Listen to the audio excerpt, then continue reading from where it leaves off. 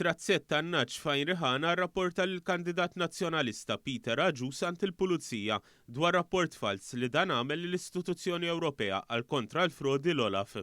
Irrapportat dan il-Gazzetta Times of Malta li qalet li Kurt Buħaġar ressaq protest ġudizzjarju kontra Aġus fejn ingħad li r-rapport li Aġus għamel dwar allegat frodi ta' fondi Ewropej kien fals.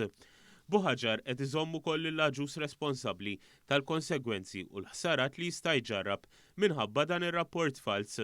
Aġus kien allega li l-post ma kienx qed jintuża bħala razzett, madankollu wara żjara li t-Times stess għamlet f'Marzu li għadda fil-post kien instab li dan tassew qed jintuża għat-trobbija tan-naċ u li fih kellu madwar 100 naġa.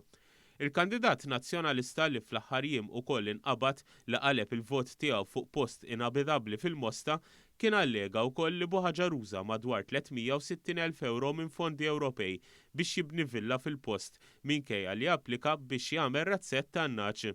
It-Times kompli tispjega li skont dokumenti li rat il-faċilità tan-naċ il-liċenzjata u bin-naċ kollha rreġistrati mal-veterinarju tal-Gvern. Fil-ħarġa tal-erba, il-ġurnal kompra jżid li fil-protest ġudizzjarju Buħaġar qal li l-Olaf ukoll għamlu żjara fir-razzett biex jinvestigaw l-allegazzjonijiet ta' Aġus u raw bajnejhom li dak li qal Aġus ma kien xejn ħlief gideb.